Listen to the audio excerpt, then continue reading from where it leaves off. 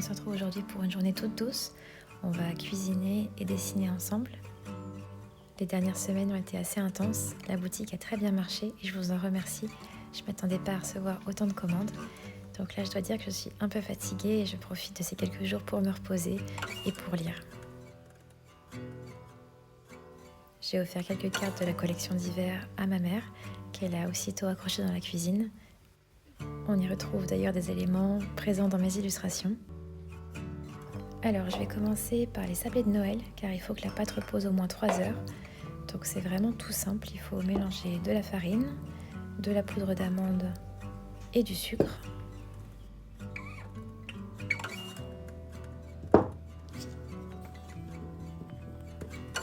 Je mélange bien toutes les poudres et je viens casser 2 jaunes d'œufs.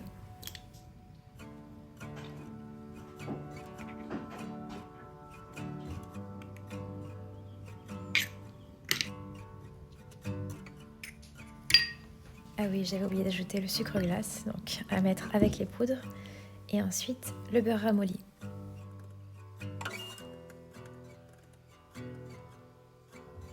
Et on vient mélanger le tout avec les mains pour former une boule de pâte.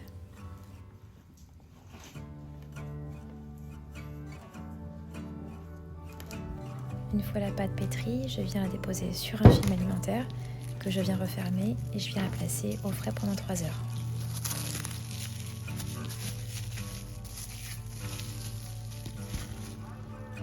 Pendant que la pâte à sablé repose, je vais commencer la bûche de Noël. Donc je vais faire une génoise, je sépare le blanc des jaunes dans 2 saladiers différents. On ajoute 3 cuillères d'eau chaude ainsi que le sucre. On mixe le tout au batteur électrique pour obtenir un appareil mousseux. Je viens y ajouter la farine et la levure que je pense à tamiser pour retirer tous les grumeaux. J'incorpore les poudres délicatement et quand le mélange est bien remué, j'ajoute les blancs d'œufs.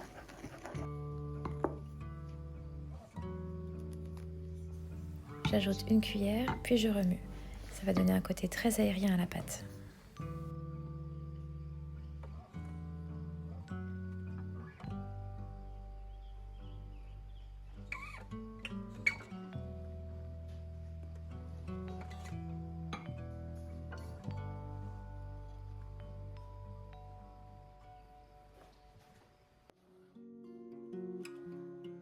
Quand le mélange est prêt, je viens le verser sur un papier sulfurisé que j'ai beurré.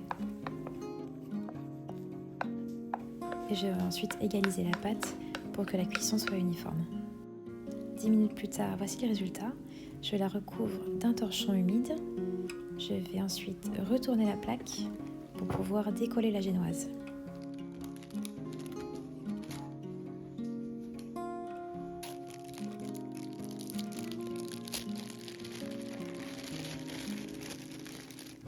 Et je viens rouler la génoise dans un torchon humide pour lui donner une légère forme et surtout pour qu'elle ne craque pas. Ça sent bon. Voilà, maintenant il est temps de passer à la garniture. Je viens ajouter la ganache chocolat que j'ai faite. J'ai même ajouté des petites amandes grillées pour donner un peu de croquant et je viens rouler la génoise.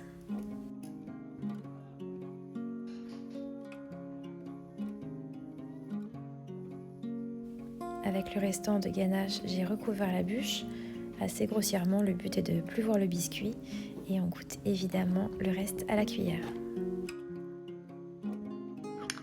Pour encore plus de gourmandise, j'ai mélangé un peu de lait à de la pâte de spéculoos que j'ai légèrement fait chauffer. Et j'ai ajouté quelques petites coulures en plus sur la ganache chocolat. On n'oublie pas les décorations, donc là j'ai planté quelques sapins, ainsi qu'un Père Noël sur une luge.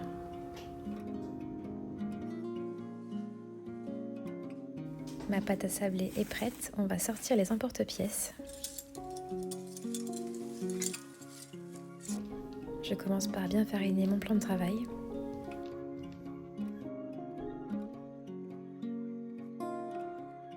Et j'abaisse ma pâte à 1 cm à peu près.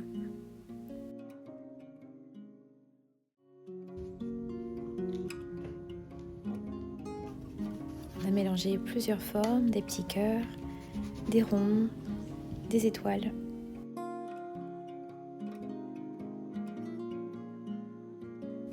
Alors voici une première fournée de prête.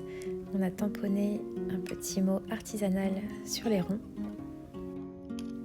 Et on a enchaîné avec une deuxième plaque, donc des sablés un peu plus épais encore, car on avait envie de les garnir de confiture. Alors j'ai commencé par la technique de l'index, mais je trouvais que c'était peut-être pas assez profond pour que la confiture tienne bien, donc j'ai pris un petit outil et j'ai creusé un cœur avec. J'ai d'ailleurs aussi fait un petit smiley avec.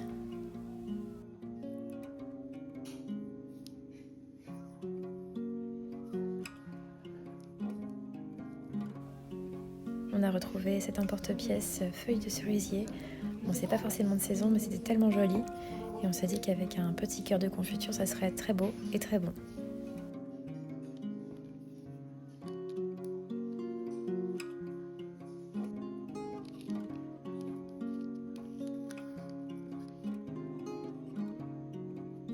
J'ai ensuite ajouté la confiture.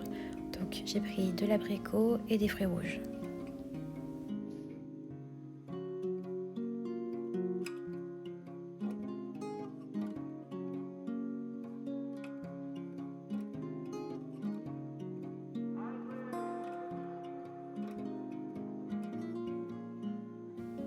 Et donc voici le résultat. Ça part pour 12 minutes au four à 180 degrés.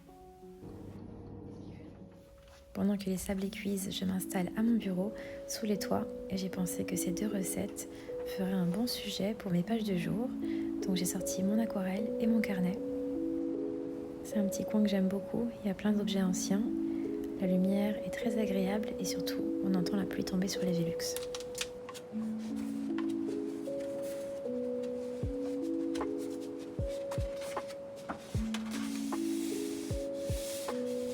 Je vais commencer par un tracé léger au crayon 2H.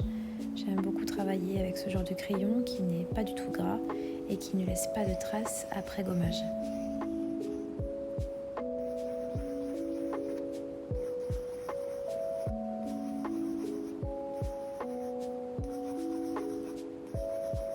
Ma composition au crayon terminée, je vais passer à l'ancrage. J'ai choisi un stylo couleur sanguine. Je trouve que ça marche bien avec toutes les petites illustrations culinaires. Ça apporte un peu de chaleur au dessin.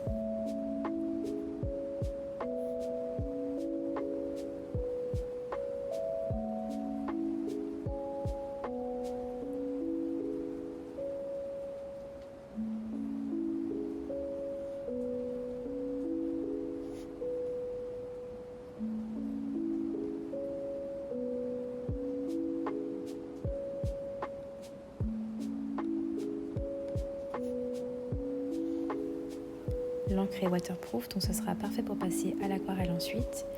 Je continue mes dessins, donc vous voyez les traits sont pas forcément très droits, mais c'est pas grave, je cherche pas la perfection ici, plus une petite recette souvenir de ce moment passé à cuisiner ensemble.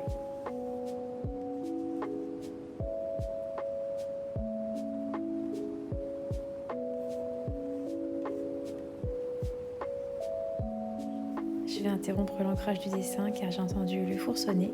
Donc voici la première fournée avec les petits cœurs confiture. J'ai pas pu patienter, c'était vraiment trop bon. Et j'ai continué ma mise en couleur, donc j'ai pris une teinte très légère, un violet que j'ai dilué beaucoup à l'eau avec une toute petite pointe de bleu et ça crée ce gris qui est parfait pour donner du volume aux objets qui sont blancs et sinon transparents comme le verre.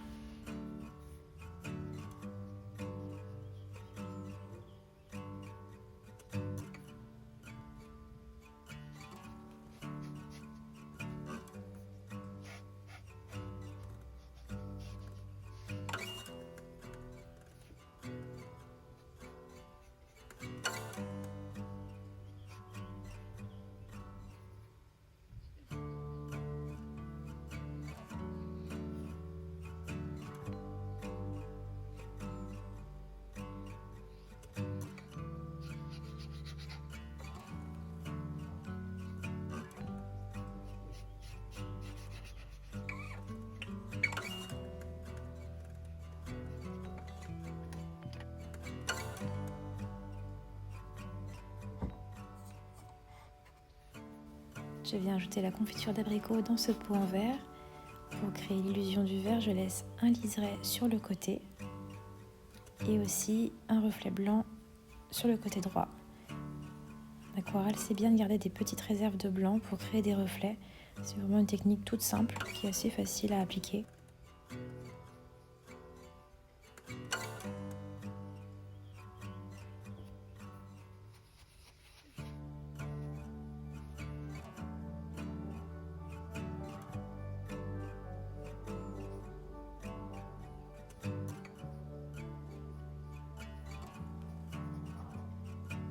J'ajoute quelques touches finales comme le cœur de confiture, donc pareil avec quelques petits espaces blancs pour des reflets, une deuxième teinte un peu plus intense pour créer du volume.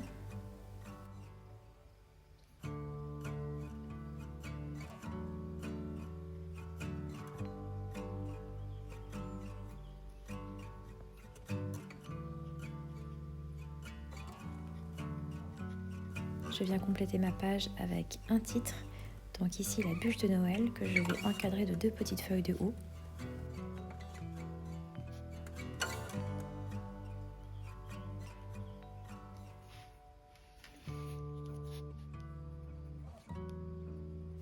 Et j'ajoute les derniers détails à ce petit Père Noël sur une luge et je renforce les contrastes de ce plat.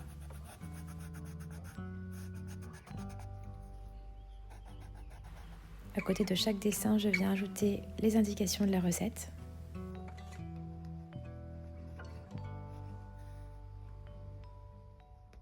Et j'ajoute les derniers détails au stylo blanc sur le pot de confiture.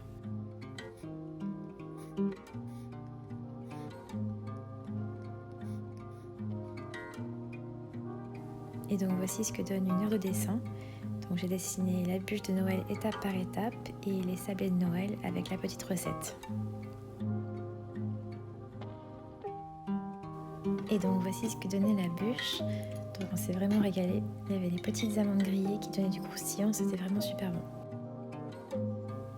Et je vous quitte sur l'ouverture de ce tiroir que j'ai eu plaisir de réouvrir. Je suis retombée sur plein de petites fèves et des miniatures que ma mère collectionne. Mais regardez-moi la finesse de tous ces objets. Là il y a carrément des petits cornichons en verre dans le bocal, des mini cotons. Je pense que je commence à comprendre d'où vient ma passion pour tous les petits détails. Les chiens ne font pas des chats. Donc voilà, je vous laisse avec ce petit vase ramené de Venise et je vous souhaite à tous et à toutes de bonnes fêtes de fin d'année.